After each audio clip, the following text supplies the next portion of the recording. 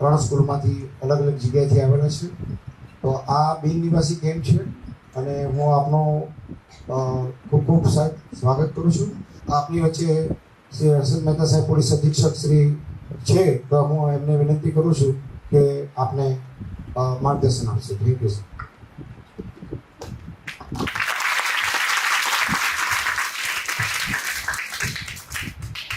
Okay હે જૂના વિદ્યાર્થીઓ છે અગાઉ આવ્યા હતા કેમ્પમાં? નથી આવ્યા?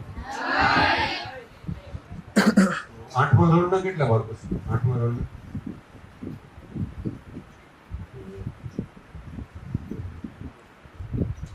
બાકી બધા 9મા ધોરણના છે.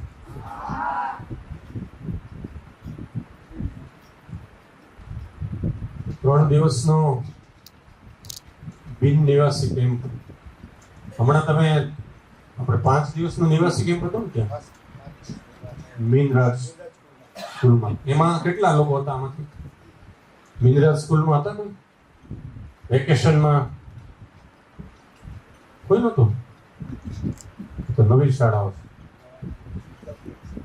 વેરી ગુડ, ચાલો સરસ. અહીંથી આ 3 દિવસ સવારથી સાંજ સુધીમાં તમારું શેડ્યુલ અલગ અલગ પ્રકારનું હશે. હું શિક્ષક મિત્રોને વિનંતી કરું છું કે એમને એમાં મોડિફાય કરવું હોય, એની જરૂરિયાત હોય બાળકોને, એવું તમે આ અધિકારીને સજેસ્ટ કરજો. શેડ્યુલમાં આપને એવું લાગે કે આના બદલે આ કરીએ તો બાળકોને વધારે એને જાણવાનું મળે, વધારે શીખવાનું મળે, તો એમાં આપના સજેશન છે એ યોગ્ય રહેશે. જુનાગઢની પેરીફરીમાં કોઈ સ્થળે એમને ન જોયા હોય એવા સ્થળની વિઝિટ કરાવવાની પણ છૂટ છે.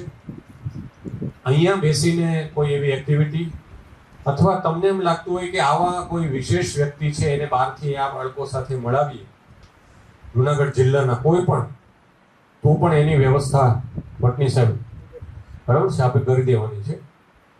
તો આ પૂરું થાય આ સેશન પછી આગામી જે બાકીના જે 1.5 દિવસ કે સોરી 2.5 દિવસ જે બાકી છે એમાં શેડ્યુલમાં આપને લાગતું હોય કે બાળકોના હિતમાં, એમને શીખવાના હિતમાં કંઈ પણ ફેરફાર કરવાની અવકાશ હોય તો સુધારી શકાય છે. મૂળભૂત રીતે હેતુ એવો છે કે એસપીસીના બાળકો અહીંયા 3 દિવસ અલગ અલગ વ્યક્તિ વિશેષને મળે, જુદી જુદી સ્પર્ધામાં ભાગ લે, એમના પોતાના વિચારોનું વૈવિધ્ય વધે, એ પોતાના વિશે વિચારતા થાય. દાખલા તરીકે આના પછીનું સેશન છે એમાં તમારા રોલ મોડલ વિશેની ચર્ચા કરવાની છે. રોલ મોડલ એટલે આદર્શ. તમે કોને માનો છો? તમે કોના જેવા બનવા માંગો છો? તમે કોના જેવા બનવા ઈચ્છો છો? દાખલા તરીકે આપણે અહીંથી બોરદેવી જવું હોય, અહીંનું ઉદાહરણ આપું. લોકલ પરિક્રમામાં બોરદેવી છે ને જંગલમાં, ગિરનારની પરિક્રમામાં પહેલી જ વાર કોઈ આવે છે ને જુનાગઢમાં આવે, બસ સ્ટેન્ડે ઉતરે અથવા રેલવે સ્ટેશન ઉતરે, પોતાના વાહનમાં આવે, એમણે બોરદેવી જવું છે તો પોતે તો અજાણ હોય તો કોઈને પૂછવું પડશે ને. તો પહેલા તો ખબર પડે કે કરવી જોઈએ આમાં. અત્યારે તમે ગૂગલ પણ છે, નકશામાં જોઈ શકાય ચાલો બોરદેવી ક્યાં આવ્યું, તમે આમાં સર્ચ કરો એટલે તમને મળી જાય બોરદેવી આ જગ્યાએ છે. તો ભવનાથમાં તળેટીમાં જઈએ, તળેટીમાં ગિરનારના પગથિયા ચડવાવાળી જગ્યા છે, ત્યાંથી જમણી બાજુ એક નાનકડો એવો રસ્તો જાય, ત્યાંથી ચાલતા ચાલતા પછી એમાં ક્યારે જઈ શકાય, એનો સમય શું છે. તો વ્યક્તિએ પોતે શું બનવું છે ભવિષ્યમાં મોટા થઈને, તો જેવી રીતે ક્યાં જવું છે એના માટે આપણે નક્કી કરીએ છીએ ને. કોઈ એક જગ્યાએ આપણે જવાનું નક્કી કરીએ કે આજે રાજકોટ જવું છે, તો તમે આગલા દિવસે આપણે નક્કી કરીએ પછી ક્યારે જવું, શેમાં જવું, કેવી રીતે જવું. આપણી પાસે પોતાનું વાહન છે તો પછી કયા રસ્તેથી જવું. પહેલી વાર જતા હોય તો રસ્તો જોવો પડે, કોઈને પૂછવો પડે, કાં તો ગૂગલનો સહારો લેવો પડે. બસ સ્ટેન્ડ કે રેલવેના માધ્યમથી જતા હોય તો એમાં આપણે પૂછવું પડે, ત્યાં બસ સ્ટેન્ડથી પછી આપણે રાજકોટમાં કઈ જગ્યાએ જવું છે. તો કોઈ એક સ્થળેથી બીજા સ્થળે જવા માટે આપણે આયોજન કરીએ છીએ તો કેટલું લાંબુ આયોજન કરીએ છીએ, કેટલા પ્રશ્નો હોય છે, કેટલી આપણે પૂર્વ તૈયારી કરીએ છીએ. તો જીવનમાં બાળકો મોટા થઈને એમણે ક્યાં પહોંચવું છે, કેવું બનવું છે, તો એના માટે પણ એમ જાણકારી તો હોવી જરૂરી છે ને. તો એના માટે કોઈ આદર્શ એ વ્યક્તિ જીવિત પણ હોઈ શકે, એ વ્યક્તિ જીવિત ન પણ હોઈ શકે.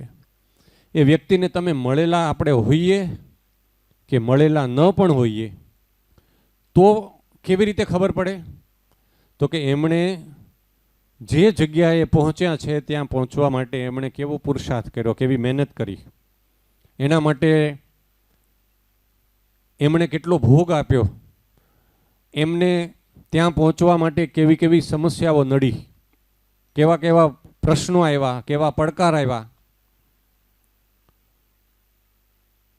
ત્યાં પહોંચવા માટે કેવી અગવડતાઓ પડી. બધા કંઈ સગવડતા મળે એટલે બહુ ઉપર જઈ શકાય એવું હોતું નથી. દાખલા તરીકે કોઈને રમતવીર બનવું હોય, ક્રિકેટરને બધા બહુ ઓળખતા હશો ને, ક્રિકેટમાં કેટલાને રસ પડે છે? ઓહો, 50%. તમે બોલો ਜੀ, તમારા ફેવરિટ ખેલાડી કોણ છે? વિરાટ કોહલી. તો તમે ક્યારે એવું વિચાર્યું છે કે આ વિરાટ કોહલી આટલો સફળ ક્રિકેટર કેવી રીતે બન્યો? એમ નહીં. તો વિરાટ કોહલી આપણને ગમે, પણ વિરાટ કોહલી બનવા માટે શું કરવું પડે?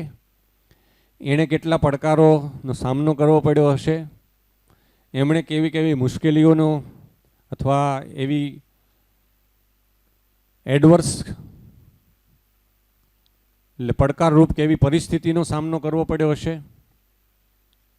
જો એ આપણે ન સમજીએ ને માત્ર વિરાટ કોહલી આપણને ગમે અથવા આપણે સારો આપણો પ્રિય ખેલાડી હોય તો જીવનમાંથી આપણે વિરાટ કોહલીમાંથી કશું નહીં શીખીએ. પણ માત્ર વિરાટ કોહલી આપણને ગમે છે અને એ જ્યારે સારું રમે ત્યારે આપણને મનોરંજન થાય, આટલું જ થાય ને? બરાબર.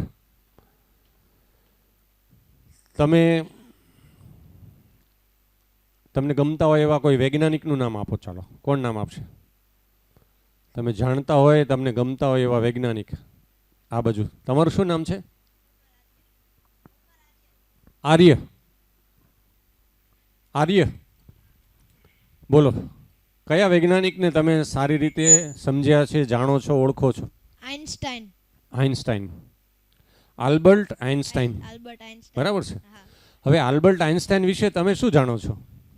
કે તેણીએ ઘણા બધા પ્રયોગ વિશે આપણને માહિતી આપી અને ઘણા બધા વિશે એની શોધ કરી. કોઈ એક શોધ ખબર છે એની? ના, એ નથી. બીજા કોઈને ખબર છે આલ્બર્ટ આઇન્સ્ટાઈન વિશે? તમારે અભ્યાસક્રમમાં આવે છે આલ્બર્ટ આઇન્સ્ટાઈન? ના, પણ હું જ્યારે ફોન જોતો હોય ને ત્યારે એમાં થોડું ઘણી માહિતી મેળવતો હોય. સાપેક્ષવાદ કોઈ સમજો છો? સાપેક્ષવાદ, રિલેટિવિટી, થિયરી ઓફ રિલેટિવિટી. હે, હજુ નહીં આવતું હોય ને અમને? આઇન્સ્ટાઈન ભણવામાં નહીં આવ્યા હોય. 20મી સદીના, વેરી ગુડ, ચાલો આર્યનભાઈ માટે એકવાર તાળીઓ પાડી દો બધા.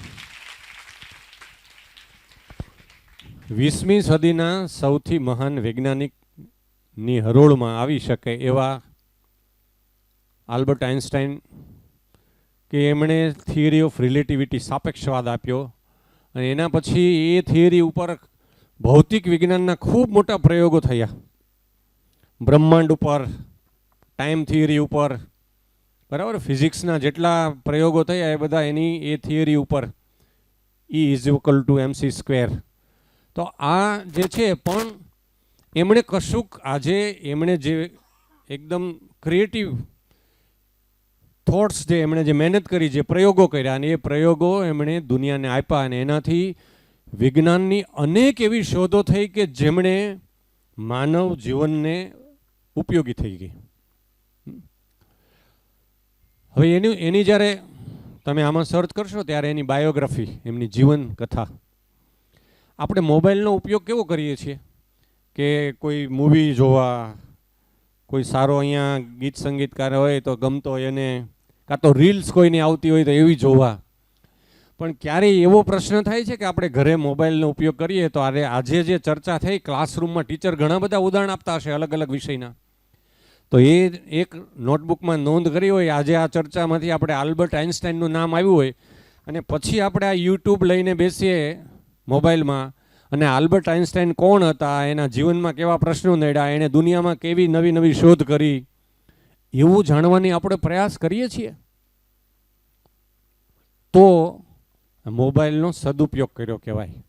માત્ર કોકની કોમેન્ટ કરતી, હસી મજાક કરતી, કોઈની રીલ્સ આવે અને જ્યારે મોબાઈલ આપણે જોઈએ અથવા કોઈ ગેમ કાર્ટૂન આ તે જોયા કરીએ એના કરતાં કમસે કમ તમારા પાઠ્યપુસ્તકમાં જે વિષય આવતા હોય, વિજ્ઞાનના હોય, ગણિતની થિયરી હોય, ગણિતમાં કોઈ ગણિતજ્ઞની વાત આવે, બરાબર છે, તો એના જીવન વિશે એમને જીવનમાં કેવી મુશ્કેલી પડી, એમણે આ દુનિયાના મહાન વૈજ્ઞાનિક બનવા માટે એમને પણ મુશ્કેલીઓ તો પડી જશે. બધા માટે કંઈ બહુ સરળ રસ્તો નથી હોતો. એટલે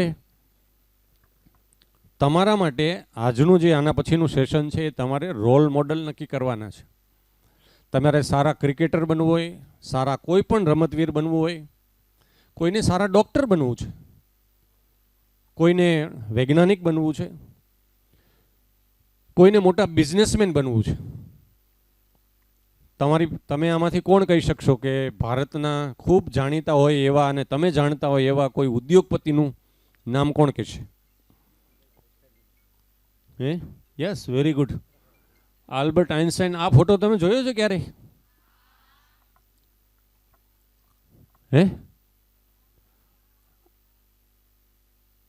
તો એમણે આર્યનભાઈએ જે વાત કરી એ આલ્બર્ટ આઇન્સ્ટાઈનની વાત કરી, બરાબર છે.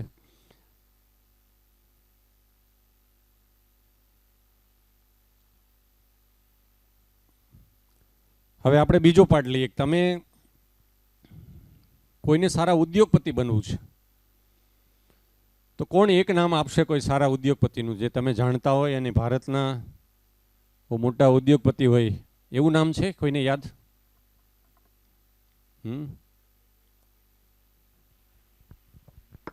નમસ્તે, મારું નામ મહિડા નવલ છે. ભારતના મોટામાં મહિડા નવલ. નવલ? મુકેશ અંબાણી. Very good. ચાલો, નૈનાબેન? નવલબેન. નવલબેન. ચાલો, નવલબેન માટે બધા તાળીઓ પાડી દો. Very good. ચાલો બેસો. મુકેશ અંબાણી અત્યારે રિલાયન્સ જે કંપનીનું નામ છે એ ગ્રુપના ઇન્ડસ્ટ્રીયાલિસ્ટ છે, ઉદ્યોગપતિ છે. એમના પિતાજી શું નામ હતું? ધીરુભાઈ અંબાણી. તમે તો મૂવી જોયું છે ધીરુભાઈ અંબાણીનું. એ ક્યાંના વતની હતા? ચોરવાડના. જો ચોરવાડ તો જુનાગઢ જિલ્લાનું જ છે ને? તમે બધા જુનાગઢ જિલ્લાના વતની છો. તો આવા જુનાગઢ જિલ્લાના ચોરવાડ જેવા ગામમાંથી થઈ અને એશિયાની સૌથી મોટી રિફાઇનરી જામનગરમાં એમણે સ્થાપીને અને પછી આજે એનો દીકરો મુકેશ અંબાણી આખું ગ્રુપ, રિલાયન્સ ગ્રુપ સંભાળે છે. તો તમે એમ વિચારો કે મારે ઉદ્યોગપતિ બનવું છે તો ભારતના તમારે 10 ઉદ્યોગપતિ, તમે અત્યારે તો તમારી પાસે એટલી બધી આમાં ઉપલબ્ધ છે, તમે આમાં એવું નાખો કે ઇન્ડિયાઝ ટોપ 10 ઇન્ડસ્ટ્રીયાલિસ્ટ બિઝનેસમેન એવું નાખો એટલે તમારી પાસે એનું આખું બાયોગ્રાફી આવે. જો તમારે મોટા થઈને ઉદ્યોગપતિ બનવું છે તો તમારે એવા 10 ઉદ્યોગપતિના એની બાયોગ્રાફીનો અભ્યાસ કરવો પડે કે એને કેવી મુશ્કેલી પડી, કેવી રીતે શૂન્યમાંથી સર્જન કર્યું. જો તમારે સારા રમતવીર બનવું છે તો તમે ભારતના અને વિશ્વના શ્રેષ્ઠ જે રમતવીરો છે એમના જીવન વિશે તમે વાંચો.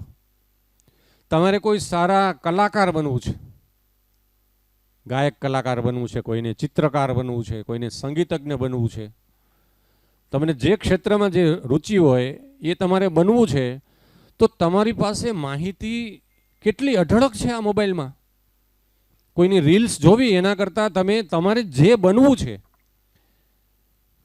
તમે એમ કહો કે મારે મોટા થઈને શ્રેષ્ઠ શિક્ષક બનવું છે, મોટા થઈને યુનિવર્સિટીમાં મોટા પ્રોફેસર બનવું છે, તમે એમ કહો કે મારે ડૉક્ટર બનવું છે, તમે એમ કહો કે મારે એન્જિનિયર બનવું છે.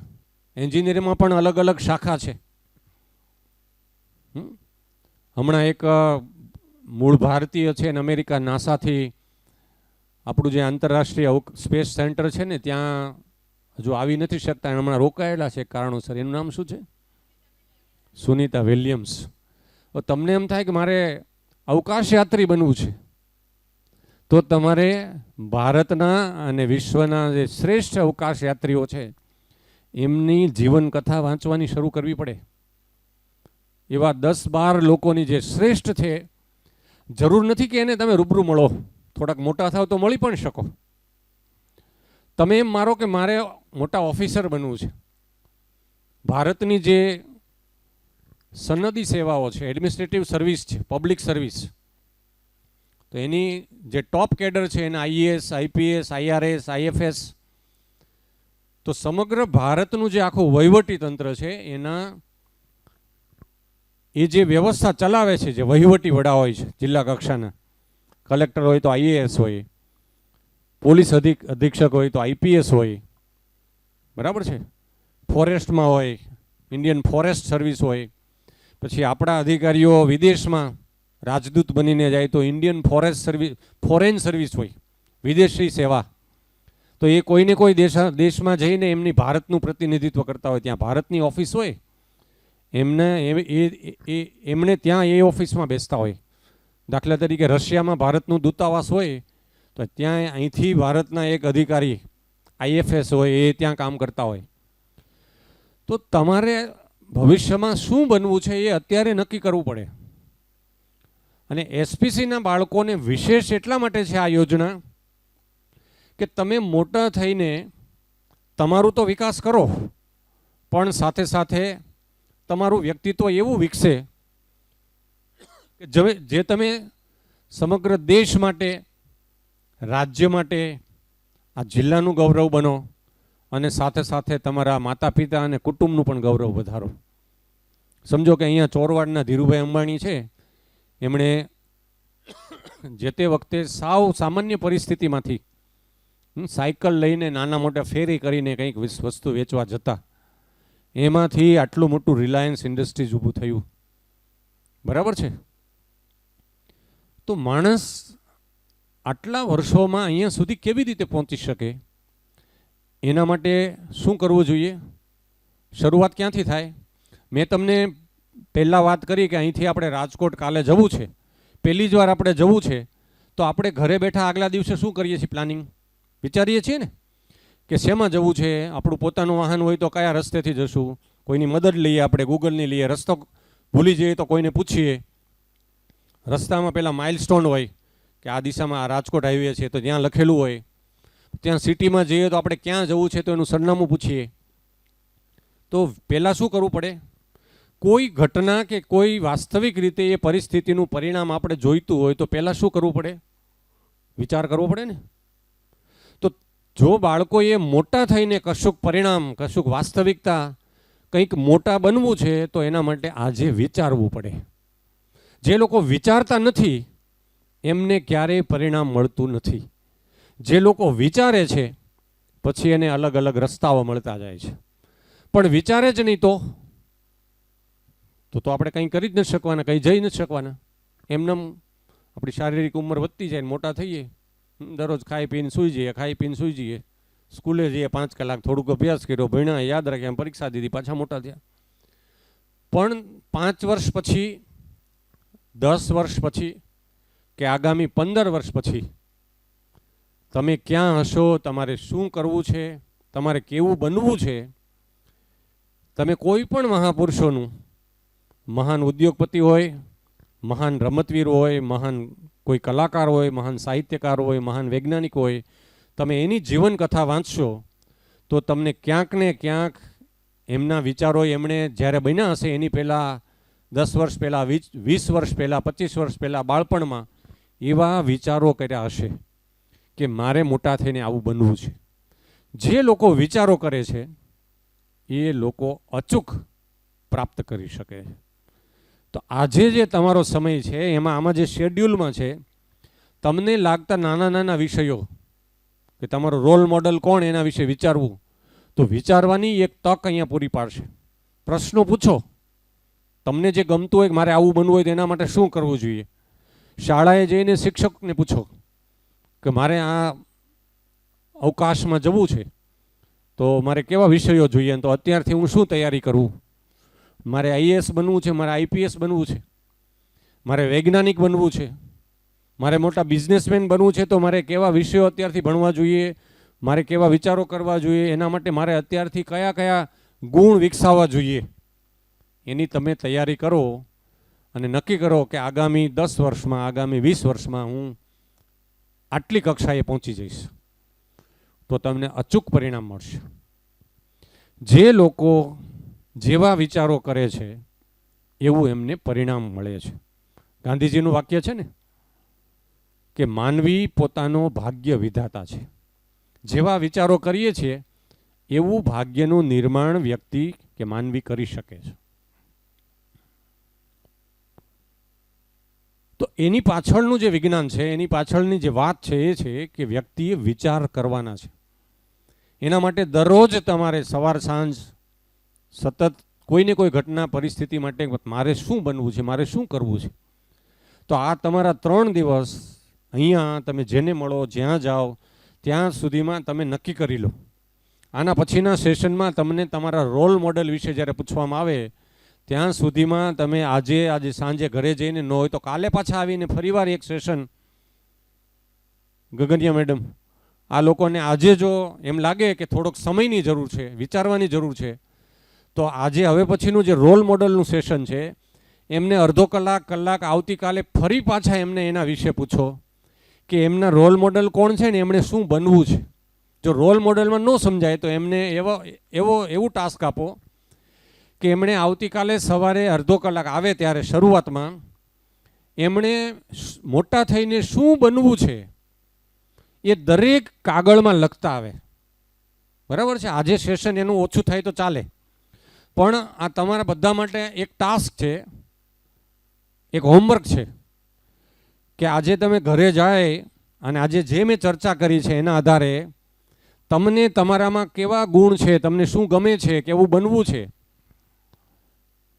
એના નાના મોટા પ્રશ્નો હોય તો ટીચરને પૂછી લો, તમારા મોટા ભાઈ બહેન ઘરે હોય તો એને પૂછો, તમારા મમ્મી પપ્પા સાથે જેની સાથે તમને ચર્ચા કરવી ગમતી હોય એને પૂછો. આજે રાત્રે સૂતી વખતે તમે એના વિશે એક મોટું સ્વપ્ન તૈયાર કરો સૂતા પહેલા, અને એક દ્રશ્ય જુઓ તમે કે તમે 10 વર્ષ પછી, 20 વર્ષ પછી તમારે શું બનવું છે.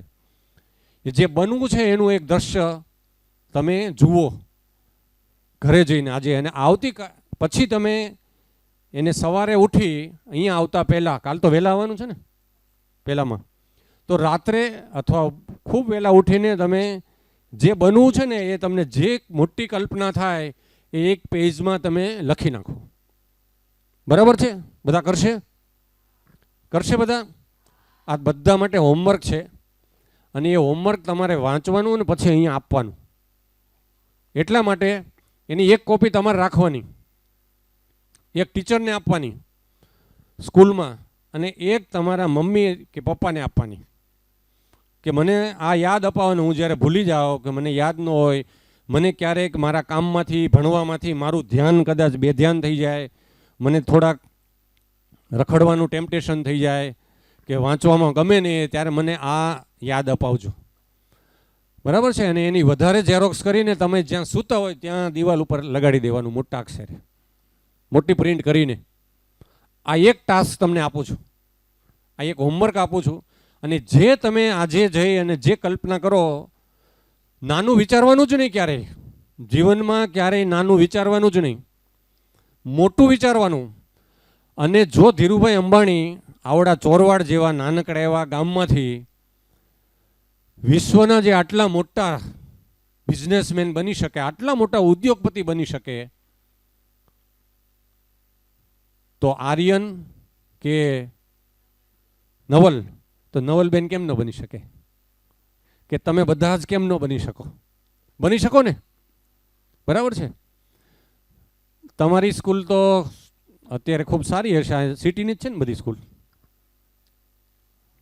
અહીંની નજીકની જ છે બધી, એટલે ઇન્ફ્રાસ્ટ્રક્ચર પણ ખૂબ સારું હશે. હવે મારી વાત કરું તમને, હું જે શાળામાં ભણ્યો, પ્રાથમિક શાળામાં, ત્યાં 4 ઓરડા હતા. એમાં એક ઓરડો પાકો હતો કે જેમાં ટાઇલ્સ નહીં પણ પથ્થરની ટાઇલ્સ, એટલે અમે એને પાકો રૂમ કહેતા હતા.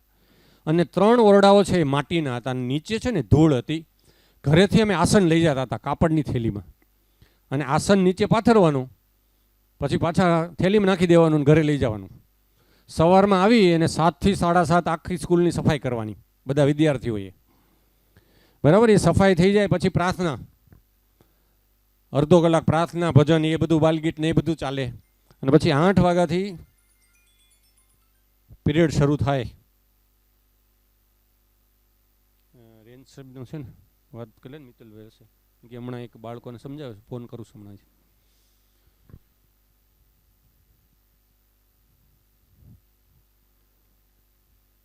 તો ધૂળી શાળામાંથી માત્ર એક નાનકડું એવું ગામડું, એમાં 4 ધોરણ, એમાં 3 કાચા ઓરડા, 7 ધોરણની સ્કૂલ, એમાં હું ભણ્યો છું. અને છતાંય હું જિલ્લા પોલીસ વડા સુધી પહોંચી શક્યો છું. તો તમે કેમ ન પહોંચી શકો? પહોંચી શકો કે નહીં? પહોંચી શકો કે નહીં? તમે કોઈ પણ એવા વ્યક્તિનું નામ આપો, એનું બેકગ્રાઉન્ડ સાવ સામાન્ય હશે ને છતાં એ, તમે લાલ બહાદુર શાસ્ત્રીને તો ઓળખો છો બધા? નામ સાંભળ્યું છે ઇતિહાસનું? કોણ હતા લાલ બહાદુર શાસ્ત્રી? લાલ બહાદુર શાસ્ત્રી કોણ હતા? સમાજ વિદ્યામાં આવે છે ને, ઇતિહાસમાં. કોણ કહેશે? ભારતના બીજા વડાપ્રધાન જવાહરલાલ, પ્રથમ હતા જવાહરલાલ નહેરુ અને બીજા લાલ બહાદુર શાસ્ત્રી. એમનું જીવન કથા વાંચી છે કોઈ? હે? એમને ભણવા જતા પ્રાથમિક શાળામાં ત્યારે એના બીજા ગામ સુધી જવું પડતું, અને વચ્ચે એક નદી આવતી. તો નદીમાં આ કાંઠેથી સામે જવું હોય તો ત્યાં હોડીમાંથી ત્યાં જવું પડે. તો હોડીમાં જે 2 આના આપવા પડે એ પૈસા એની પાસે નહોતા. તો એમણે શું કરતા કે એક હાથમાં આમ થેલી રાખે બહાર દફતર, અને એક હાથથી તરીને નદી પાર કરીને સામે જાય. પછી પાછા આવે ત્યારે, એ સ્કૂલ ભણીને આવે ત્યારે પાછા નદી પાર કરીને આવે. અને એ દેશના વડાપ્રધાન બની શકે. તો તમે પણ મહાન બની શકો ને? તમને કોણ રોકે? આટલી તો ખરાબ પરિસ્થિતિ નથી ને તમારી બધાની? આટલી તો નહીં જ હોય કોઈની, બરાબર છે? તો આજે તમારું હોમવર્ક કે તમે ખૂબ મોટા બનવું છે, તો તમારે શું બનવું છે એ પહેલાં નક્કી કરો. એના માટે વિચારો, એના માટે ચર્ચા કરો. તમારા શિક્ષકને પૂછજો, તમારા ભાઈ બહેન મોટા હોય તો એમને પૂછજો શું બનવું છે. ઉદ્યોગપતિ બનવું છે, વૈજ્ઞાનિક બનવું છે, કોઈ રાજનેતા બનવું છે મોટા, કોઈ મોટા અધિકારી બનવું છે, મોટા રમતવીર બનવું છે કે જે ઓલિમ્પિક સુધી જઈ શકે, કોઈને મોટા કલાકાર કોઈ ક્ષેત્રમાં જવું છે. તો તમે શ્રેષ્ઠ બનવા માટે તમારી જાતને વિચારો, પછી એને કાગળમાં લખી લો આખું વર્ણન. જરાય સંકોચ રાખ્યા વગર. તમે જેટલું માગશો એટલું મળશે તમને. દાખલા તરીકે તમે પ્રવાસમાં જાઓ અને તમારા પપ્પાને એમ કહો કે મારે 2 દિવસનો પ્રવાસ છે, અમને એક આપજો, તો પપ્પા કેટલા રૂપિયા આપશે? 2000 આપશે. બધાને 2000 નહીં આપે. આપશે? 1000 માગશો તો 1000 જ આપશે ને? ચાલો 2 ને કીધું 2000 આપશે, પણ 2 લાખ આપશે? નહીં આપે ને. તો તમે પ્રકૃતિ પાસે શું માગશો? તમે એમ કહેશો કે મને નાનું નાનું માગી લેશો, તો પ્રકૃતિ એટલું જ આપશે.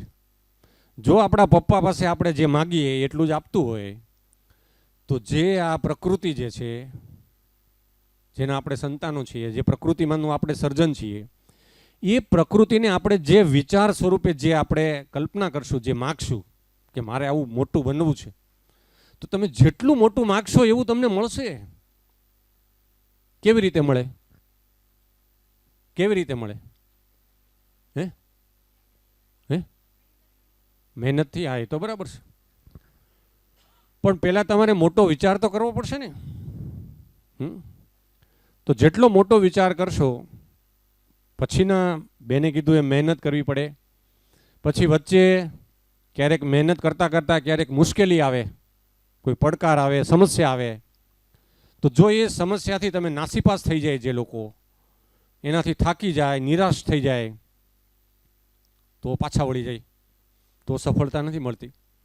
પણ જે પડકાર આવે, જે મુશ્કેલી આવે, એ મુશ્કેલીની સામે ટકી રહે, એની સામે ઝઝૂમે, એ પડકારની સામે લડે હકારાત્મક રીતે કે હું ગમે તેમ કરીને આ પરિણામ મેળવીશ જ, એવી જે હકારાત્મક રીતે જેની સામે લડી શકે પડકારો સામે, એ લોકો અંતે સફળતા સુધી પહોંચી શકે. એટલે આ એક હોમવર્ક તમારા માટે. એને મોટા કાગળમાં લખી એની ઝેરોક્ષ કરી લો.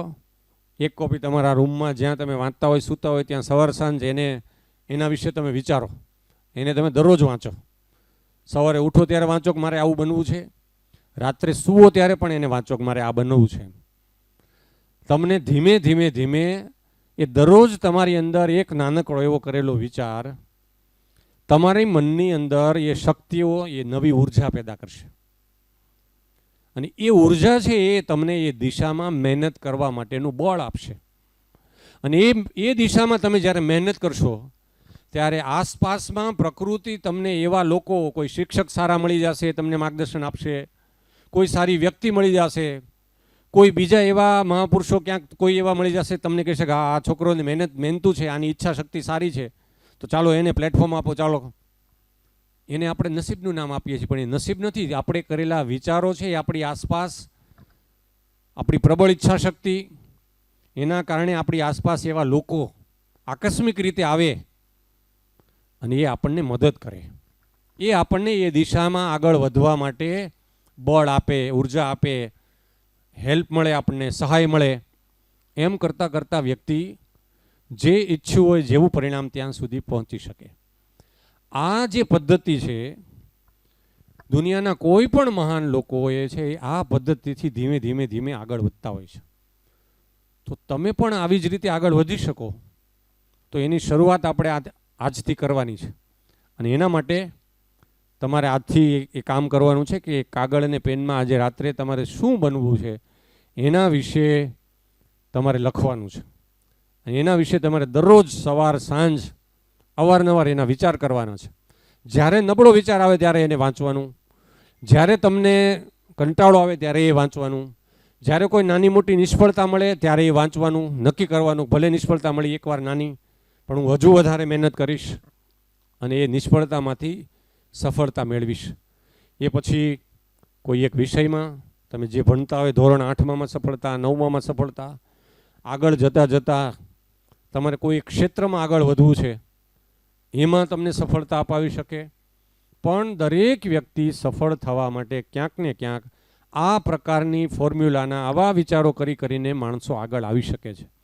આને મનોવિજ્ઞાનમાં મનની શક્તિઓ કહે છે. અને દરેક વ્યક્તિ પાસે આવી મનની શક્તિઓ છે. કોઈ પાસે ઉર્જા કે શક્તિમાં વધઘટ નથી.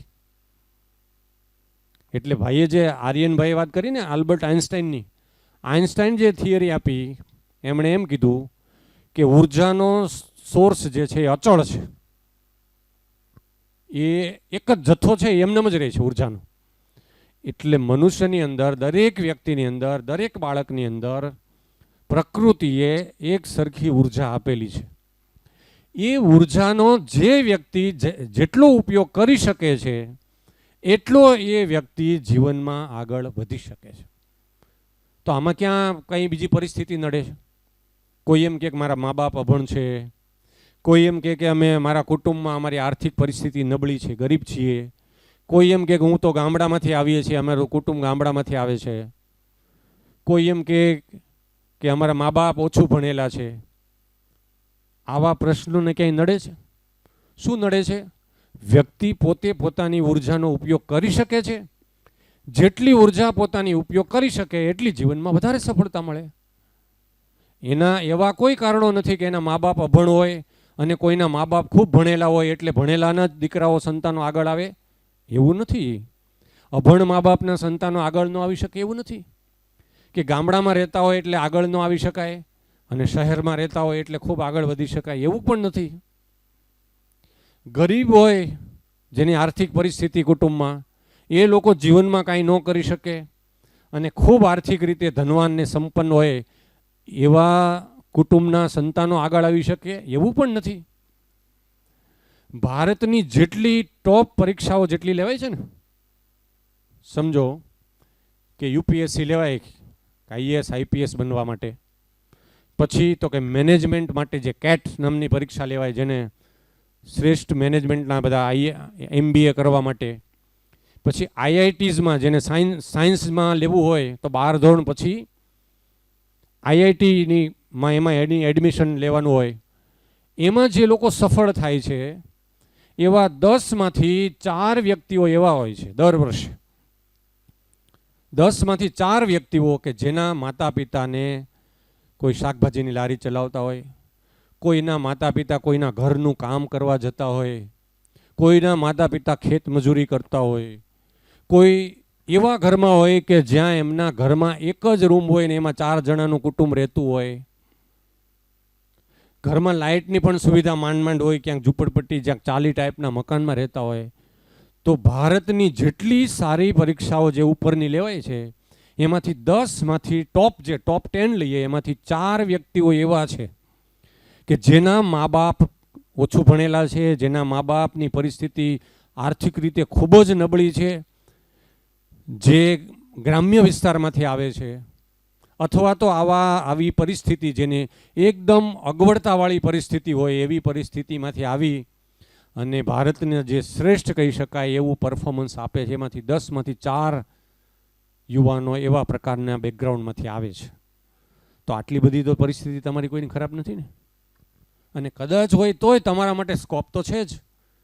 તમે પણ એ પૈકીના 10માંથી 4 જો આવી શકે તો કદાચ ચાલો આટલી ખરાબ પરિસ્થિતિ તમારી સાથે હોય માની લઈએ તો પણ તમે પણ જીવનમાં કશું કરી શકો. તો જીવનમાં કશું કરવા માટે શેની જરૂર છે? પાયાની વિચારોની. પોતાની અંદર પડેલી ઉર્જા, પોતાના કરેલા વિચારોનો કોણ સૌથી વધારે ઉપયોગ કરી શકે છે?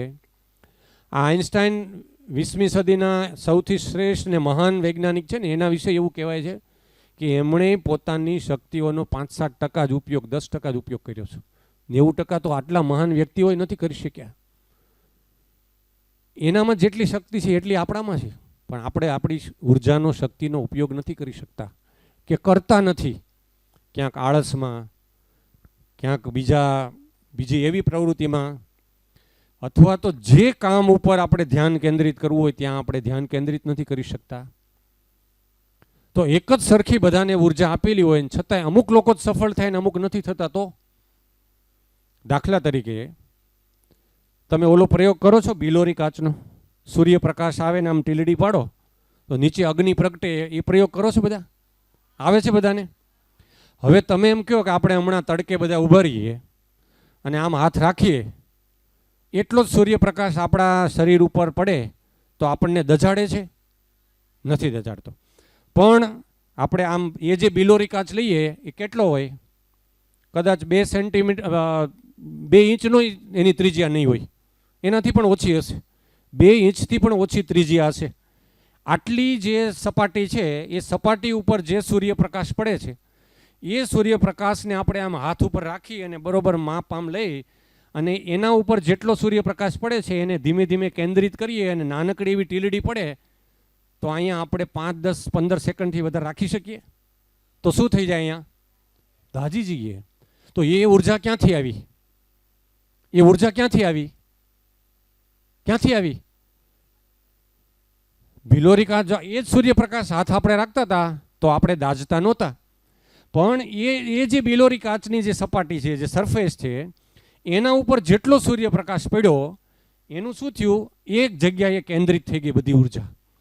તો માણસના મનમાં જેટલી ઉર્જા છે એ જેમ સૂર્યપ્રકાશ ફેલાયેલો હોય તો એ ઉર્જા આપણને એક સરખી એટલી આપણી ઉષ્મા પેદા નથી કરી શકતી, પણ એને જો એક જગ્યાએ કેન્દ્રિત કરવામાં આવે તો એમાંથી ઉર્જા વધારે અગ્નિ પ્રગટે છે. એવી જ રીતે માણસની અંદર જે ઉર્જા પડેલી છે, જે તાકાત પડેલી છે, જે શક્તિ પડેલી છે, જો એને એક જગ્યાએ કેન્દ્રિત કરવામાં આવે તો આટલી ઉર્જા ઉત્પન્ન થાય ને એ ઉર્જા આપણને ગતિ અપાવે, એ સફળતા અપાવે.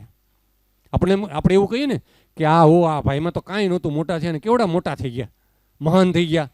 નાનો હતો ત્યારે કાંઈ નહોતું એનામાં, પણ એમણે શું કર્યું? આ બિલોરી કાચ જેવું કર્યું.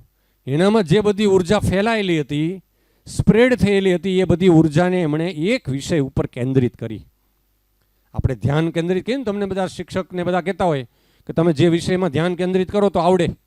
તો ધ્યાન કેન્દ્રિત કરીએ એટલે શું કરીએ છીએ? આપણે આપણી જે ઉર્જાને છે એ આપણે એક જગ્યાએ કેન્દ્રિત કરીએ છીએ. જે વ્યક્તિ, જે બાળકો પોતાની ઉર્જાને એક જગ્યાએ કેન્દ્રિત કરી શકે છે એ લોકો એ વિષયમાં નિષ્ણાત બની શકે છે. એ લોકો એ વિષયમાં મહાન બની શકે છે. એ ક્ષેત્રમાં એ વ્યક્તિ છે એ મહાન બની શકે છે. તો આ વૈજ્ઞાનિક તથ્ય થયું કે નહીં? તમે બિલોરી કાચ છે એ જે પ્રયોગ કરો છો એ તો વૈજ્ઞાનિક છે ને. માણસની અંદર પણ ઉર્જા છે, તો એ ઉર્જા જ્યાં સુધી ફેલાયેલી હોય ત્યાં સુધી આપણે એક દિશામાં સફળતા મેળવી શકતા નથી. જે લોકો પોતાની અંદર પડેલી ઉર્જા કે શક્તિને એક જગ્યાએ કેન્દ્રિત કરી શકે એમને સફળતા મળે. જો આટલું સરળ હોય, છામ છતાં જે લોકો જેની પોતાની ઉર્જાને કેન્દ્રિત નથી કરી શકતા એ લોકો નિષ્ફળ જાય છે. જે લોકો પોતાની શક્તિને ઉર્જાને કેન્દ્રિત કરી શકે છે એ લોકો સફળ થાય છે. જીવનનું ગણિત સરળ છે કે નહીં? તો હવે તમે મોટું વિચારો અને પછી તમારી એ વિચારની પાછળ તમામ ઉર્જાને કેન્દ્રિત કરી દો. 1 વર્ષ, 2 વર્ષ, 3 વર્ષ, 5 વર્ષ, 10 વર્ષ તમને અચૂક પરિણામ મળશે. તમને તમારા ઈચ્છિત પરિણામથી કોઈ પણ વસ્તુ બાધારૂપ નહીં બને, કોઈ પણ પરિસ્થિતિ તમને અડચણરૂપ નહીં બની શકે. તો આજે આ જે 3 દિવસનું તમારો અહીંયા બિનનિવાસી કેમ્પ છે એ કેમ્પના બાકીનું તમે ભલે મનોરંજન કરો, નાની મોટી ગેમ્સમાં મજા કરો, પણ આ વિચારને તમારે આજીવન એક મોટો બનાવવાનો છે. એ મોટો બનાવવા માટે આજે તમે જે સમજ્યા છો એને તમારે કાગળમાં લખી અને એક મહાન બનવા માટે, એક મોટી વ્યક્તિ બનવા, તમને જે શું કરવું છે એની એક મોટી કલ્પના તમારે જે બનવું છે એનું તમે કાગળ ઉપર લખી અને પછી તમે એને ઘણા બધા વર્ષો સુધી એની પાછળ તમે તમારી ઉર્જાને, તમારી શક્તિને કેન્દ્રિત કરશો તો તમને એ પરિણામ સુધી તમે અચૂક પહોંચશો. તમને કોઈ પણ અગવડતાની પરિસ્થિતિ તમને એમાં બાધારૂપ નહીં બને, કોઈ રોકી નહીં શકે અને તમે પણ જે ઈચ્છો એવા શ્રેષ્ઠ કક્ષાનું આઉટપુટ આપી શકશો. તો મારી તમને સૌને ખૂબ ખૂબ શુભેચ્છા છે. શિક્ષક મિત્રોને પણ મારી એક વિનંતી છે કે આજે જે બાળકો છે એમને આ એક્સરસાઇઝ આપ વારંવાર કરાવડાવો, અઠવાડિયામાં એકવાર યાદી પણ કરાવડાવો. એમને જે બનવું છે એ માટે એમને વિચાર કરતા કરો. એમના મા બાપને પણ બોલાવીને આપ એમને જે એમને કાગળ ઉપર જે લખે એ માટે એમને વારંવાર પ્રોત્સાહિત કરતા રહો. 3 દિવસ શરૂઆત જ્યારે થાય ત્યારે 10-10 મિનિટ આંખો બંધ કરીને એ જે એમણે વિચારવાનું છે, આવે ત્યારે ને જાય ત્યારે અહીંયા પણ આ 3 દિવસ એવી એક્સરસાઇઝ કરાવડાવો કે એમણે દરરોજ 10 મિનિટ આવે ત્યારે 10 મિનિટ જાય ત્યારે એમણે જે મહાન બનવું છે ભવિષ્યમાં મોટું એના વિચારો કરવાના છે. અને આ જ કામ તમારે ઘરે પણ કરવાનું છે. જોજો તમને ધીમે ધીમે એમાં પરિણામ મળતું જશે. પણ શરત એટલી છે કે તમારે તમારી ઉર્જાને એ દિશામાં લગાડવાની છે, કેન્દ્રિત કરવાની છે. તમને એમાં નાની મોટી મુશ્કેલીઓ આવે તો એને અવગણવાની છે, એની સામે લડવાનું છે. તો તમને આવા પડકારોની સામે લડશો તો તમને પણ જીવનમાં તમે ઈચ્છો એ ક્ષેત્રમાં તમારી સફળતા મળશે. ચાલો, ઓલ ધ બેસ્ટ. તમારે કંઈ કોઈને પ્રશ્ન પૂછવો છે? આ વાતમાં તમારે કંઈ પૂછવું છે? કોઈને પૂછવું જોઈએ, પૂછવું તો જોઈએ. આટલી આપણે અડધો પોણો કલાક વાત કરી હોય તો કાંઈક તો પ્રશ્ન થવો જોઈએ. કોઈને કાંઈ પ્રશ્ન પૂછવો છે? કાંઈ વાત કરવી છે તમારી? કોઈ વાત કરી શકશે કે એમણે શું બનવું છે? નહીં, તમારી પોતાની કોઈ વાત કરી શકશો કે મારે મોટા થઈને શું બનવું છે? એવું સાવ એકદમ મુક્ત રીતે ચાલો, તમને જે વિચાર આવે કે મારે આવું બનવું છે આજથી જ આપણે શરૂઆત અત્યારથી જ કરી દઈએ. કલ કરે સો આજ, આજ કરે સો અબ. ચાલો 5 મિનિટમાં 5 વ્યક્તિને આપણે સાંભળવાના છે. 5 વ્યક્તિને સાંભળવા છે. Yes, very good. પહેલાં તો એને બોલવા માટે ઊભા થયા એના માટે આપણે તાળીઓ પાડીએ. શું નામ છે બેટા? Sondarva penal. Penal. Very good. ચાલો પિનલબેન, શું બનવા માંગો છો તમે? મારે આઈએસ અધિકારી બનવું છે. આઈએસ અધિકારી બનવું છે. Very good. બીજું કંઈ કેવું છે તમારે? હા, મારે બનવું છે, પોલીસે બનવું, પણ ક્યારેક ક્યારેક એવા પ્રશ્નો આવે છે ને ત્યારે ડર લાગે છે. શું ડર લાગે છે? કે આ બધું હું કરી શકીશ નહીં કરી શકીશ એ બધા. બીજું શું થાય છે? બીજું તો આ બધી ઘરની સિચ્યુએશન એ જોઈને હાલવા માટે. પછી હજી શું થાય બીજું? બીજું તો આપણે આમ ભણવામાં ક્યારેક કંઈક સમજાય નહીં ત્યારે એમ થાય હું ક્યાંક આમાં ભણવામાં લો નથી ને હોશિયાર નથી ને હું ખુદને ક્યાંય કમ્પેર નથી કરી શકતી. એવા બધા ઘણા બધા પ્રશ્નો સામે પછી ક્યારેક એવો આમ અડકામ ઓલો વિચાર બનાવેલો છું હું કરી શકીશ અને પછી કરીને બતાવી દઉં. Very good. આ પિનલબેન એકનો પ્રશ્ન નથી. જે લોકો બોલતા નથી ને એને આ 4 પ્રશ્નો એને પણ આવું જ નડે છે. એમણે શું કીધું? પહેલાં મને વિચાર આવ્યો કે મારે આઈએએસ બનવું છે, પણ મને એમ થાય છે હું બની શકીશ. પહેલું શું થયું? શંકા થઈ. પોતાની શક્તિ ઉપર શંકા થઈ. બીજું એમને શું થયું કે મને ભણવામાં ને એમાં ક્યારેક ન આવડે, ક્યારેક યાદ ન રહે, ત્યારે એમ થાય કે આ હાળું મને ગમશે કે મને મારાથી થશે કે કેમ થઈ ને. ત્રીજી વસ્તુ કે ઘરની કંઈક એવી સમસ્યા આવી જાય, એવા પડકાર આવી જાય, એવા પ્રશ્નો આવે. સમજો કેવા કેવા પ્રશ્નો આવતા હશે, એને આવે છે એવા જ તમને આવતા હશે. કે સમજો ઘરે કંઈક વાંચવાનું બરોબર એને મન થયું હોય ને ત્યારે એમ કે મમ્મી પપ્પા કે જાતો આ લઈ આવતો, આજે હાલો આપણે આમ જવું છે. કોઈક બહારના બધા ગેસ્ટ આવી ગયા, બીજા કામમાં આવી ગયા. નાના મોટા જો ખેતર હોય ને કોઈને ગામડું હોય તો ખેતર જવાનું આવે, કોઈને કામ કરવાનું આવે. કોઈ મહેમાન આવી ગયા તો ઘરમાં રસોડાના કામમાં મમ્મી કહે હાલ આજે આટલા મહેમાન છે તારે આ કામ કરી નાખવાનું છે. તો સમસ્યા આવી ને. જે દિવસે એને બરાબર વાંચવાનું મન થયું ત્યારે જ કામ આવી ગયું. એટલે એમ થયું જો મારે તો કંઈક કરવું છે પણ આવું ઘરમાં છે, મને બધા કામ ચીંધે છે, મને તો પછી વાંચવાનું મન થયું હોય તેથી જ બહારના લોકો આવી જાય, કોઈક મિત્રો આવી જાય, બીજા બેસવાવાળા આવી જાય. એટલે ઘર તો એક જ છે, રૂમ એક જ છે, તો ક્યાં વાંચવા બેસવું? ડિસ્ટર્બ થાય છે. પછી ઘરમાં બીજા ભાઈ બહેન મોટા હોય તો ટીવી ચાલુ કરીને બેસે ને હોલ એક જ હોય તો ટીવી જોવામાં ધ્યાન જતું રહે. તો આવી સમસ્યા બધાને હશે. બધાને છે કે નહીં? એ કાંઈ પિનલબેનને એકને સમસ્યા નથી. તમારા મોઢા એવું કહે છે કે આ બધી જ સમસ્યાઓ તમને પણ નડે છે. તો શું કરવું પડે? મેં કીધું ને કે આ બધા પડકારો છે. તો એને પછી છેલ્લી વાત કરીને એણે સારી વાત કરી પિનલબેને. શું કીધું? ગમે એમ થાય હું કરીશ તો ખરી જ. એ જે છે ને એ વિચારને તમારે મજબૂત કરવો પડે. હવે હું તમને એનું વિજ્ઞાન કહું, સાંભળો. કોઈ પણ સામાન્ય વ્યક્તિ, પિનલબેન બેટા વેરી ગુડ, ચાલો ફરીવાર એકવાર તાળી પાડો પિનલબેન માટે. બેસી જા. આવું શું કામ થાય છે એની પાછળનું તમને મનોવિજ્ઞાન કહું. બરાબર સમજી લેજો આ વિજ્ઞાન. કોઈ પણ વ્યક્તિને આ એક વાત કરી દઉં પિનલબેન સાથે, પછી બીજું લઈએ. તમને પણ લાગુ પડે છે આ બધું જ. પિનલબેનની જે સમસ્યા છે એ સમસ્યા શું કામ થાય છે એની પાછળનું વિજ્ઞાન કહું તમને. કોઈ પણ સામાન્ય વ્યક્તિને પોતાના મનમાં દિવસ દરમિયાન 24 કલાક 65,000 વિચાર આવે છે આપણા મનમાં. કેટલા? 65,000. એક દિવસમાં 24 કલાકમાં કોઈ પણ સામાન્ય વ્યક્તિને 65,000 વિચારો આવે છે. મને આવે છે, ટીચરને આવે છે, તમને આવે છે, અને અહીંયા બેઠેલા બધાને આવે છે, અને આ કેમેરાવાળા ભાઈને પણ આવે છે. બરાબર ને? તમારા મમ્મી પપ્પાને આવે છે, અને મુકેશ અંબાણીને આવે છે. તમે ઉદ્યોગપતિમાં નામ દીધા એને કહું છું. અને આલ્બર્ટ આઇન્સ્ટાઈનને આવતા હતા. એનો મતલબ કે એક વ્યક્તિને 65,000 વિચાર આવે છે. એમાંથી સમજવાનું એ છે કે 65,000માંથી 2 ભાગના વિચારો નકારાત્મક હોય છે, નબળા વિચારો હોય છે આપણી મનની અંદર. 1 ભાગના વિચારો હકારાત્મક હોય છે. આપણે 65,000ના 3 ભાગ કરીએ તો એમાંથી 2 ભાગ નબળા વિચારો આવે. મારાથી આ નહીં થાય, મારી આસપાસ આવું જ છે, મારું આ કામ નહીં, મને નિષ્ફળતા મળશે તો, શંકા, અવિશ્વાસ પોતાની જાત ઉપર, પરિસ્થિતિ સાથે, આમ થઈ જશે તો, પરીક્ષામાં નાપાસ થઈ જાય તો, મારાથી આ નહીં થાય. આ 2 ભાગના વિચારો નકારાત્મક હોય છે, 1 ભાગના વિચારો જ માત્ર હકારાત્મક હોય છે. તો એમણે જે વાત કરી, 4 વાત કરી, એમાંથી 1 વાત જ એણે સારી કરી, બાકીની 3 તો નબળી વાત કરી. એમને તો ખબર નહોતી, મને ખબર નહોતી. તમે જુઓ, કોઈ પણ વ્યક્તિની અંદર એણે હિંમત કરી એટલે મનમાં જે આવ્યું એ કહી દીધું. તમે લોકો વાત નથી કરતા, પણ તમારા બધાની અંદર જો વિચારોને ઓળખવાનું મશીન મૂકવામાં આવે તમારી ઉપર, તો એ બધા જ મશીનમાં આવો જ રેશિયો આવે, પિનલબેન જેવો. બરાબર? તમને પણ 2 ભાગના નકારાત્મક વિચારો આવે છે, આપણને બધાને.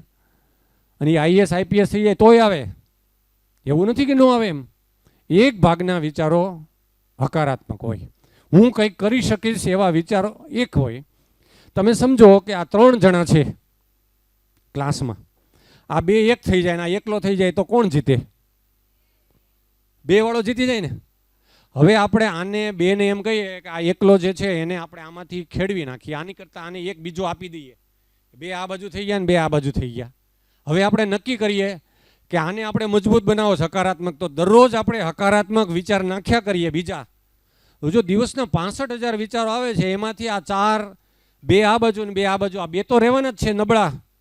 એને આપણે હરાવવા હોય તો શું કરવું પડે? કે અહીંયા એક જ જે છે એને મજબૂત કરવા માટે, આપણે આને મજબૂત કરવા માટે 24 કલાકમાં અસંખ્ય વાર, હજારો વાર આપણે હકારાત્મક વિચારો નાખવા પડે. ક્યાંક આવું સાંભળવું પડે સારું, ક્યાંક ટીચર સારું કે એને યાદ કરવું પડે, ક્યારેક સારું પુસ્તક વાંચવું પડે, ક્યારેક મહાપુરુષોની સારી વાત સાંભળવી પડે, કોઈક સારો સુવિચાર વાંચવો પડે. સ્કૂલમાં સુવિચાર આપણે શું કામ લખીએ છીએ? લખે ને, માનવી પોતાનો ભાગ્ય વિધાતા છે. તો એ સુવિચાર આપણે વાંચીએ એટલે આપણને નબળો વિચાર આવે ત્યારે એ સુવિચાર આપણને યાદ અપાવે છે કે હું મારો ભાગ્ય વિધાતા છું, મારું ભાગ્ય મારે નિર્માણ કરવાનું છે, હું જેવું કરી શકીશ એવું મારું ભાગ્ય બનશે. તો નબળા વિચારોને હરાવવા માટે હકારાત્મક વિચારો, પોઝિટિવ વિચારો મનમાં નાખ્યા કરવા પડે 24 કલાક. તો આપણે આને, આ 2 છે એની સામે 2 થઈ જાય તો આને આપણે હરાવી શકીએ, નબળા વિચારોને. તો આપણે આને મજબૂત કરી શકીએ, હકારાત્મક વિચારો. તો પિનલબેનનો જે પ્રશ્ન છે એવો તમામનો પ્રશ્ન છે, અને એના માટે એક જ વિકલ્પ છે આપણી પાસે કે જ્યારે નબળો વિચાર આવે ત્યારે તમારી પાસે કંઈક સારું લખેલું હોય, સારી ઘટનાઓ હોય, કોઈ મહાપુરુષનું સારું સાંભળો, સારી વાત સાંભળો, કોઈ નિષ્ફળતામાંથી સફળ થયું હોય એવી વ્યક્તિને સાંભળો, એવું વાંચો, સારા પુસ્તકોનું વાંચન કરો, ટીચર સાથે મળો, તમને જે વ્યક્તિ ગમતી હોય એમને વાત કરો કે મને આવો વિચાર આવ્યો. તો ખુલીને જે તમારા વિચારો તમે જેની સાથે શેર કરી શકો એની સાથે ચર્ચા કરો. અથવા જો તમે એટલા બધા મજબૂત થઈ ગયા હોય તો તમે તમારી ડાયરી બનાવો, દરરોજ સારા વિચારો એમાં લખો, તમારી જાતને ઓટો સજેશન આપો કે હું આ કરીશ જ, હું આમ કરી શકું છું. એ હકારાત્મક વિચારો છે એ આ 2 ભાગના નબળા વિચારોને હરાવી દેશે. તો આપણું મન છે એ વધારે હકારાત્મક વિચારો તરફ દોરાશે, અને વધારે હકારાત્મક વિચારો મનમાં આવે એટલે પોઝિટિવ એનર્જી મળે. એટલે પોઝિટિવ એનર્જી મળે એટલે આપણને જે દિશામાં આપણે મોટા કામ કરવા છે, આગળ વધવું છે, એમાં આપણને આગળ વધવા માટેનું બળ મળે. તો આ વિજ્ઞાન છે કે નહીં? આ વિજ્ઞાન થયું ને? ચાલો હવે બીજું કોણ કહેશે? મારું નામ પરમાર કૃષ્ણા છે. મારે કોમ્પ્યુટરનું છે ને એન્જિનિયરિંગ બનવું છે. તો મને પહેલાં વિચાર આવ્યો કે મને તો કાંઈ ફોનમાં આમ જે ટાઈપ કરવાનું હોય ને એ નથી ફાવતું, તો હું નહીં કરી શકું. પછી હું યુટ્યુબ જોતી હતી ને ત્યારે બાલાજી, ખબર બાલાજીની કંપની છે, એમના જે મેન છે ને એ 5 રૂપિયાની પહેલાં બટેટાની ચિપ્સ બનાવતા. પહેલાં બટેટાની ચિપ્સ 5 કેટલા વર્ષો પહેલાં 13 મહિનાને એને 5 રૂપિયા મળતા. અત્યારે એને 5 કરોડની આવક છે, 5 કરોડ. એટલે એને કર્યું તો હું નહીં કરી શકું. પછી બીજો એક કહેવત પણ છે, જે સિંહણનું દૂધ પીશે ને એ જ ત્રાણ નાખશે. એટલે હું કરી લઈશ, એ મારું સપનું છે. Very good. કૃષ્ણાબેન માટે તાળીઓ પાડી દો બધા. એક તો એમણે મોટું સપન જોયું, બીજું કે એમણે શું કરવું છે એ નક્કી કર્યું, ત્રીજું કે એમને કોઈ માણસ સાવ નાનામાંથી મોટો કેવી રીતે બન્યો હતો એના જે બીજા ઉદાહરણો છે એમાંથી એમણે શિક્ષણ મેળવ્યું, જાતે શીખ્યા કે બાલાજી વેફર છે એ મહિને 5 રૂપિયા કમાતો હતો આજથી વર્ષો પહેલાં, એ આજે 2 ને 5 કરોડ તો ખૂબ નાનું છે, એના કરતાં અનેક ગણું કમાય છે. બહુ મોટી ફેક્ટરી છે વેફરમાં ને નમકીનમાં. બાલાજી વેફર ખૂબ મોટી રાજકોટમાં કંપની છે, બરાબર. એ એક નાનામાંથી ખૂબ મોટી વ્યક્તિ, આર્થિક રીતે એમણે ખૂબ મોટો બિઝનેસ સેટ કર્યો છે. ચાલો કૃષ્ણાબેન, વેરી ગુડ. હવે કોણ કહેશે? હવે બહુમતી વધી ગઈ છે. 5 જ લેવાના છે, એમાંથી 3 તો બેનો. આ ત્રીજી બેન આવી ગઈ. મારું નામ પરમા પ્રિયંકા છે. મારે આર્મી બનવું છે. જ્યારે મારા મિત્ર મને કોઈ પૂછતા કે તારે શું બનવું, ત્યારે હું કહેતી કે મારે આર્મી બનવું. તો બધા મને એમ કહેતા કે તું પહેલાં તારી હાઇટ વધાર, તારી બોડી જો, પછી આર્મીના સપના વિચાર. જ્યારે મને પછી હું એસપીસીમાં સિલેક્ટ થઈ તો અહીંયા મને એમ થયું કે હું એસપીસીમાં સિલેક્ટ થઈ શકું છું તો આર્મીમાં કેમ નહીં, મારે આર્મી બનવું જ છે. ત્યારે મને મારું મન પાછું ત્યારે મજબૂત થયું કે નહીં, હું આર્મીની લાયક છું, મારે આર્મી બનવું જ છે. બધા જે કહેતા હોય મારે મારો ટાસ્ક પૂરો કરવો જ છે. Very good. ચાલો પ્રિયંકા બેનને પહેલાં એસપીસીમાં નહોતા આવ્યા, એની પહેલાં એને એવો વિચાર આવતો હતો કે મારે આર્મી મોટા થઈને આર્મીમાં મોટા ઓફિસર બનવું છે. તો એની બીજી બહેનપણીઓ અને એના બધા એવું કહેતા કે ભાઈ તારું તો બોડી સાવ સિંગલ છે, એટલે મારું બોડી ક્યાં મોટું છે? તો હું આ જિલ્લાના પોલીસવાળા છું ને. બોડીની જરૂર છે, બરાબર. ફિઝિકલ ફિટનેસની જરૂર છે. એના માટે કાંઈ મોટું બોડી હોવાની જરૂર નથી, બરાબર છે, પણ ફિટનેસ હોવી જરૂરી છે. તો પહેલું એમણે એ નક્કી કર્યું કે જો એસપીસીમાં તો સિલેક્ટ થઈ ગયા, એટલે આર્મી જેવું એમને અત્યારની એની ઉંમર પ્રકારના આર્મી બની ગયા. જો એને યુનિફોર્મ છે, શૂઝ છે, કેપ છે, અહીંયા પોલીસ બની ગયા. અહીંયા અમારે આઈપીએસ છે, એનામાં એસપીસી છે. પી તો કોમન છે, પોલીસ, ઇન્ડિયન પોલીસ સર્વિસ છે, એને સ્ટુડન્ટ પોલીસ કેડેટ છે. તો પોલીસ તો બની ગયા છો તમે બધા, બરાબર છે. તો એને આર્મીનું પ્રથમ પગથિયું તો એને સફળતાપૂર્વક પાર કરી દીધું છે, એમાં સફળતા મળી છે પ્રિયંકાને. તો હજુ એ વધારે મહેનત કરશે તો એમણે ફિઝિકલ ફિટનેસ ઉપર મહેનત કરશે. પછી આર્મીમાં જવા માટે, ઓફિસર બનવા માટે જે પરીક્ષા પાસ થવાની હોય એના માટે અત્યારથી જ મહેનત કરવાની શરૂ કરી દેશે. કે એની એન્ટ્રન્સ એક્ઝામ લેવાય તો એમાં કેવા કેવા વિષયોની તૈયારી કરવી પડે, બરાબર છે. એની ફિઝિકલ ફિટનેસ માટે કેવા ક્રાઇટેરિયા હોય, કેટલું દોડવું પડે, કેટલો જમ્પ લગાવવો પડે, કેટલો લોંગ જમ્પ લગાવવો પડે, બીજા પુલઅપ્સ કેટલા કરવા પડે. તો આ માટે થઈને એની હાઇટ તો બરાબર છે, એની ઉંમરમાં હાઇટ જરાય ઓછી નથી બેટા, બરાબર છે. તો પ્રિયંકાબેન અચૂક આર્મીના મોટા ઓફિસર બનશે, એના માટે બધા એને શુભેચ્છાની તાળીઓ પાડી દઈએ. ચાલો હવે 2 વ્યક્તિ બાકી છે. કોણ કહેશે? 2 વ્યક્તિ, 3 થઈ ગયા છે. પછી આપણે આ સેશન પૂરું કરીએ. Very good. ચાલો 8મા ધોરણના બેન છે, આપો માઈક એને. બહુમતી થઈ ગઈ, 5 માંથી 4 બેનો. ભાઈઓ જરા વિચારો. હે, આ બેનો શરમાતી નથી, તમે શું કામ શરમાવ છો? આ છોકરીઓની જેમ શરમાય છે, બોલતા નથી. બોલ બેટા. મારું નામ પીઠિયા ધ્રુવી રામભાઈ છે. શું નામ શું? પીઠિયા ધ્રુવી રામભાઈ. નામ મારું નામ પીઠિયા ધ્રુવી રામભાઈ છે. હા, હું અંતરિક્ષ ઉપર જવા ઈચ્છું છું. મને ઘણા મારા એવા નકારાત્મક મિત્રો મળ્યા છે જે મને એમ કહે છે કે તું તારું શરીર જો, તું ત્યાં સુધી નહીં પહોંચી શકી. પણ મેં મારા એવા એ લોકોને સાઈડમાં કાઢીને એવા લોકોને સિલેક્ટ કર્યા કે જે મને હકારાત્મક વિચાર આપે. બહુ જ સારી વાત કરી, એક્સેલન્ટ. ચાલો ખૂબ. ધ્રુવીબેન ને, ધ્રુવીબેનને અવકાશ યાત્રી બનવું છે, અવકાશ વિજ્ઞાની બનવું છે, સ્પેસ સાયન્સમાં. હવે એના નકારાત્મક વિચારોવાળા આજુબાજુની બહેનપણીઓ છે, એ મિત્રો છે, એવું કહે છે કે તું પહેલાં તારું શરીર જો. એટલે આમાંથી બધાએ શું શીખવાનું છે? આપણે જ્યારે કોઈ સારો કે મોટો બનવાનો વિચાર કરશું એટલે આપણી આજુબાજુવાળા આપણને એમ નીચેથી ખેંચશે, કબડ્ડી રમશે, ટાટિયા ખેંચશે કે ભાઈ તારું કામ નહીં, નબળી વાત જ કરશે. તો જ્યાંથી નબળો વિચાર આવે, જે વ્યક્તિ પાસેથી જે પરિસ્થિતિમાં આપણને કોઈ નબળા વિચારો આપવાનું કરે, એ પરિસ્થિતિને વ્યક્તિથી આપણે દૂર જતું રહેવાનું.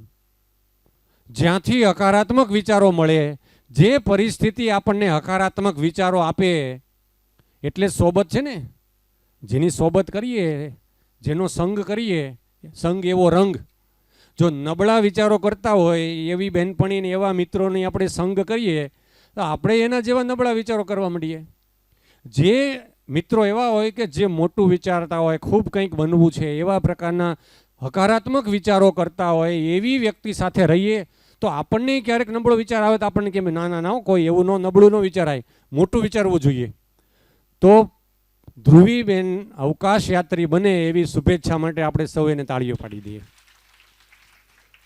ચાલો, વેરી ગુડ. ચાલો, અભિનંદન. પહેલાં તો તમે પહેલ કરી. શું નામ છે? મારું નામ સોલંકી યુવરાજ છે. હું ડૉક્ટર બનવા ઈચ્છું છું. જો હું કે બધાય કહે કે તું નહીં કરી શકી, જે કહેવાય ને કેટલાય વર્ષો પહેલાં સર ન્યૂટને જ્યારે કોઈ ગ્રેવિટીની ખબર નહોતી ત્યારે એ વ્યક્તિએ ગ્રેવિટી શોધી, તો હું શું કરવા ડૉક્ટર ન બની શકું? વેરી ગુડ, શાબાશ.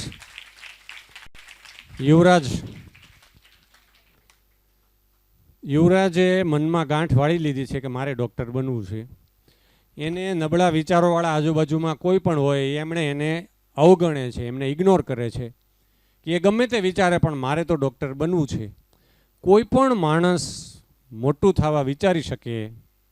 એમણે ન્યૂટનનું ઉદાહરણ આપ્યું. તમે એડિસન આલ્વાનું નામ સાંભળ્યું છે? એડિસન આલ્વા, થોમસ આલ્વા એડિસનનું નામ સાંભળ્યું છે? આ બલ્બ ને ટ્યુબલાઇટની શોધ કોણે કરી? થોમસ આલ્વા એડિસનનું નામ સાંભળ્યું છે? કોણ વાત કરશે? Thomas Alva Edison. કોને વધારે ખ્યાલ છે આના વિશે? Thomas Alva Edison. યસ.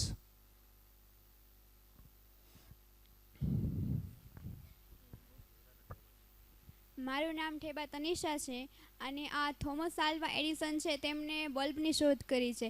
તેમણે 99 બલ્બ બનાવ્યા પણ તે નિષ્ફળ ગયા, પણ એક એવો બલ્બ બનાવ્યો જે સફળ ગયો, જેથી આપણે અત્યારે આ ઇલેક્ટ્રિક લાઇટની સુવિધા પ્રાપ્ત કરી શકીએ છીએ. વેરી ગુડ, શાબાશ. એના બાળપણમાં જ્યારે થોમસ આલ્વા એડિસન પ્રાથમિક શાળામાં મૂક્યા ત્યારે બહુ જ પ્રશ્નો પૂછે, એટલે એના ટીચરનું પણ માથું ખાઈ જાય. એવા પ્રશ્નો પૂછે કે આ પંખો આમ કેમ ફરે છે, આમ કેમ નથી ફરતો? આપણે ટ્યુબલાઇટમાં અહીંયા સ્વિચ દબાવીએ તો ત્યાં શરૂ થાય તો આટલા સમયમાં કેમ પહોંચી જાય, વાર કેમ નથી લાગતી? આવા નાના પ્રશ્નો પૂછે એટલે એના ટીચરે એના મમ્મીને કીધું ભાઈ આ છોકરાને લઈ જાઓ અમારી શાળામાં, એ બહુ તોફાની છે કે. પછી એને મમ્મીએ એવું કીધું, મમ્મી એવું ન કીધું કે આ સ્કૂલમાંથી તારું એડમિશન કાઢી નાખ્યું, સ્કૂલે ના પાડી દીધી. એના મમ્મી એને એવું કીધું કે બેટા તું બહુ હોશિયાર છો, તારા શિક્ષકને નથી ખબર, એટલે એના મમ્મી એમને ભણાવ્યો. એ થોમસ આલ્વા એડિસન બેને કીધું ને 99 વાર એમણે પ્રયોગ કર્યા, એને 1000 પ્રયોગ કર્યા. એની પ્રયોગશાળા સળગતી હતી, આખી પ્રયોગશાળા સળગી ગઈ. ત્યારે એના ઘરે કેવું તારું પ્રયોગશાળા સળગે છે. એની જે લેબ હતી વૈજ્ઞાનિક તરીકેની, તો એમણે જેટલું બધું તૈયાર કર્યું હતું, બધું હોમવર્ક, કારણ કે 1000 જેટલા પ્રયોગો કર્યા હતા, તો એની બધી થિયરી ડેવલપ કરી હતી કે આમ નથી, આમ નથી, આમ નથી, એવી બધું. એ બધું જ બળીને ભસ્મ થઈ ગયું. તોય એ માણસ હારેલા નહીં, નાસીપાસ ન થયા. કે એમણે શું બોલ્યા કે સારું, મારી 1000 ભૂલો હતી ને એ બધી બળી ગઈ, હવે હું નવેસરથી પાછું બલ્બની શોધ કરીશ. આપણે આટલી મહેનત કરી શકીએ છીએ કોઈ એક વિષયમાં તો અચૂક સફળતા મળે. એટલે જેમણે વિચાર કર્યા છે એમના માટે પણ ખૂબ ખૂબ શુભેચ્છા. જેમણે નથી કર્યા એ લોકો એના માટે પ્રયાસ કરે, અને તમે મોટા થઈને ખૂબ મોટા વ્યક્તિ બનો એના માટેની શરૂઆત આજથી જ કરી દેજો. આજે જે આપણે આ 1 કલાક જેટલું હોમવર્ક, જેમાંથી જે તમે સમજ્યા છો, શિક્ષકો પણ આ વિદ્યાર્થીઓને એકવાર, આપણા ડ્રીલ ઇન્સ્ટ્રક્ટર જે છે પોલીસ, એમણે પણ એની પીટીમાં આની એક્સરસાઇઝ એકવાર યાદી અપાવે, અને કમસે કમ આ વિદ્યાર્થીઓના મનમાં તો એક એવો મોટો વિચાર એવો અંદર બરાબર ડીપ રૂટ થઈ જાય કે જે મોટા થઈને ખૂબ આગળ વધી શકે. કેવું છે કંઈ? ચાલો છેલ્લું, હવે મારી વાત પછી પૂરી કરીશ. યસ. નમસ્તે, મારું નામ મહિડા નવલ છે. મારે મોટું થઈને એક મોટું ડૉક્ટર કે નર્સ બનવું છે, પણ ઘરેથી બધા એમ કહે કે મને એટલું બધું ગણિત કે નથી ફાવતું.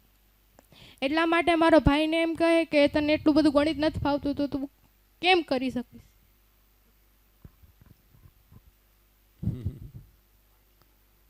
ચાલો નવલબેન માટે બધા તાળીઓ પાડી દો. પણ પછી એમ થાય કે દુનિયા ભલે ગમે એમ કહે, પણ જે મારે કરવું છે તે હું કરીને જ રહીશ. વેરી ગુડ બેટા, સરસ. ફરીવાર નવલબેન માટે એકવાર વિશેષ તાળીઓ. પોતાની વાત સારી રીતે રજૂ કરી શકે ને, જો એને કેટલો આત્મવિશ્વાસ છે કે એના ભાઈએ એવું કીધું કે તને ગણિત નથી આવડતું, તું ક્યાં ડૉક્ટર બની શકીશ. તમને એક બીજી મારી વાત કરી દઉં. મારે છે ને 12મા ધોરણમાં 74% આવ્યા હતા, પણ મારે અંગ્રેજી વિષયમાં માત્ર 46 માર્ક્સ આવ્યા. કેટલા? 46. 12માનું વિષયમાં મારું આખું મેરિટ કેટલું? 74% હતા, પણ અંગ્રેજી વિષયમાં કેટલા માર્ક્સ આવ્યા? 46 માર્ક્સ. તો ખૂબ ઓછા કહેવાય ને અંગ્રેજીમાં. પછી મારે પહેલા વર્ષમાં હું કોલેજમાં એડમિશન લેવા ગયો ત્યારે મેં મુખ્ય વિષય અંગ્રેજીનું મેં ફોર્મ ભર્યું. મારે કોલેજ અને એનાથી ઉપર સ્નાતક, અનુસ્નાતક, ગ્રેજ્યુએશન અને પોસ્ટ ગ્રેજ્યુએશન, તો BA અને MA મારે મુખ્ય વિષય અંગ્રેજી સાથે કરવું છે. પિનલ, તારા માટે ઉદાહરણ આપું છું.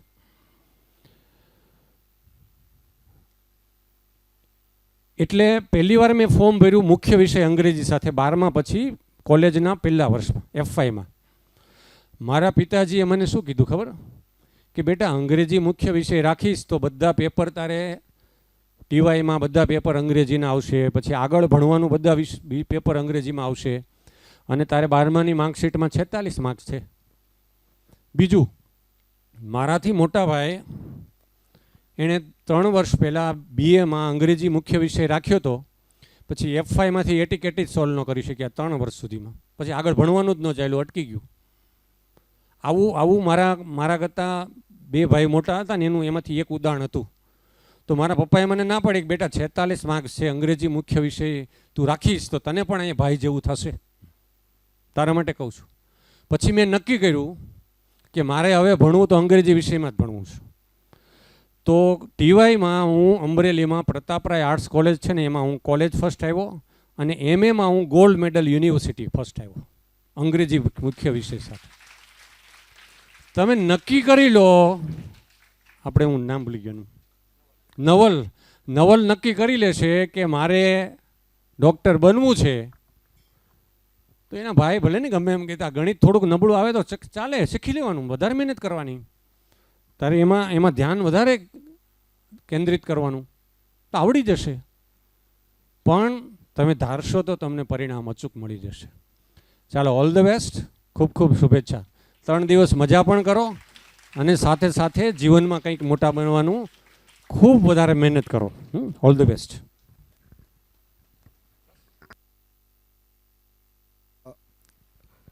હું ખૂબ આભાર માનું છું કે આપણી વચ્ચે પોલીસ અધિક્ષક શ્રી હર્ષદ મહેતા સાહેબ આવ્યા અને એમના પોતાના જીવનનો પણ ઉદાહરણ આપ્યા, અને એક લક્ષ્ય, તમારો હેતુ, મેં શરૂઆતમાં સર આપે જે બ્રીફ કર્યું એનું મેં થોડો સમય ઓછો હતો પણ મોટા ભાગના મુદ્દાઓ મેં આવરી લીધેલા હતા, અને સાહેબે જે કીધું છે એ પ્રમાણે તમે ગોલ્ડ પ્રાપ્ત કરવા માટે કરશો તો ચોક્કસ તમે એક ટાઈમે તમે જે લક્ષ્ય મૂક્યો છે જીવનમાં બનવાનો, મહાન વ્યક્તિ બનવાનો, એ ચોક્કસ પ્રાપ્ત થશે.